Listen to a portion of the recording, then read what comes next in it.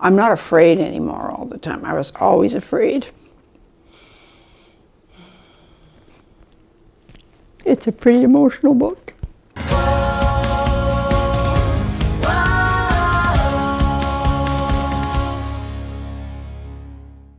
So Pearl, you have had quite the road to recovery and quite the life.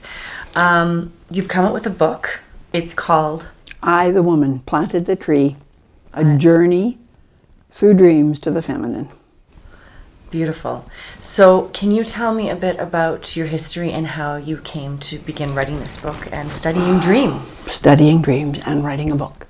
I came to writing by the time I was 43. I got there via a great long years of nightmares,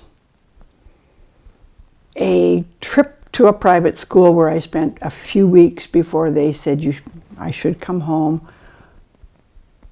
The nun who met my brother at the door said at least one of us was normal. We get a good laugh out of that now.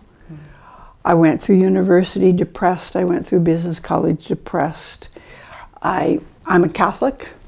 A lot of prayer. My mother gave me a Saint Dymphna prayer card for the mentally ill. I mean, to make a story really short, I just lived with depression from a very early age. And so when you reached... I reached that brink.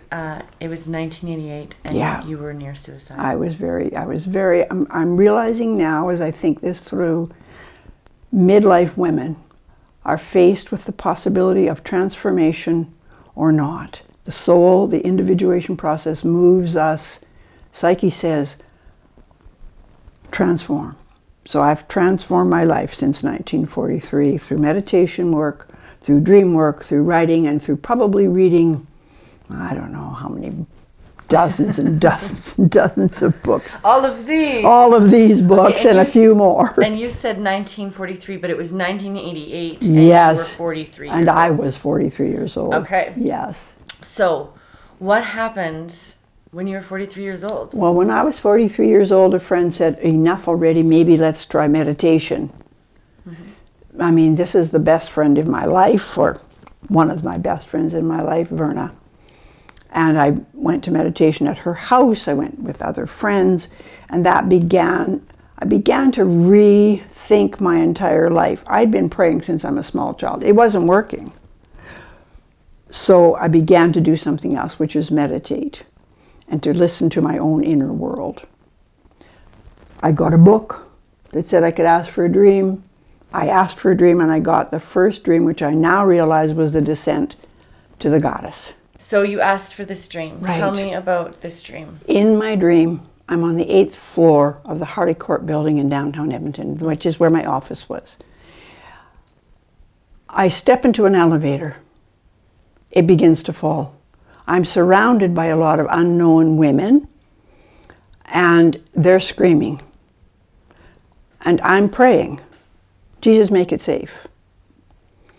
And I say to the women around me, or the people around me, everything is fine, don't worry, everything is fine.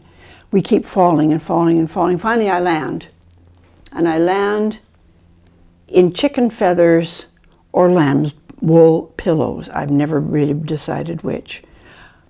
So the dream is called The Landing in the book. So from there, that dream led, when I began to write years and years later, but I kept a journal through every dream I had in all of those years. So those dreams form the books. The first one in particular is full of 50 or 60 dreams. I wrote the book because depression is not understood in our culture. Mental illness is not understood in our culture. Dreams. Dreams What's are the significance of dreams? Well, the dreams come from your inner psyche. They're not coming from a doctor in a doctor's office. They're not coming from anyone but yourself. Now you have to learn, you have to do a lot of work with that dream. And I can help people with the unpacking what that dream is telling them. For example, my dream, that very first dream, was telling me I was going from the intellect, or the land of the fathers, in my office, to the land of the mothers, which is the organic earth. the lamb's wool, the chicken feathers.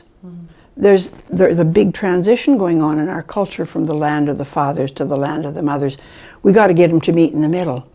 We need a partnership of mother-father to heal our culture. Let's go over the book again. So tell me about the book. What's it all about? What's the book all about? Well, it's a combination of dreams and memoir and research. So it's my memories, the writing I did, talks about the patriarchy. It talks about feminine. It talks about Christ and the Christ consciousness. It talks about the inner world and psyche, and it talks endlessly about dreams. My hope for the book is that it reaches a lot of women and a lot of men. And my hope for the future, the Cauldron of the Feminine is the third book.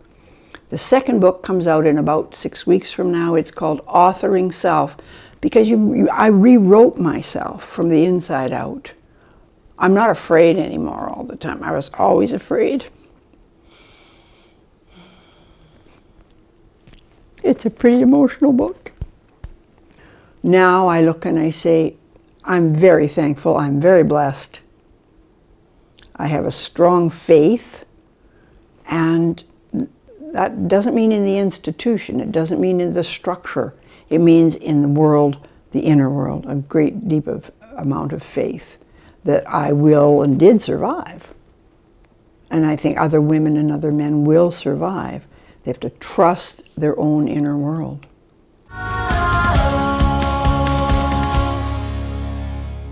Hey everybody, thanks so much for watching. If you like these videos and want to join us on our ride of our web series Life of a Producer, then like and subscribe here. Right here. That's right. You got it.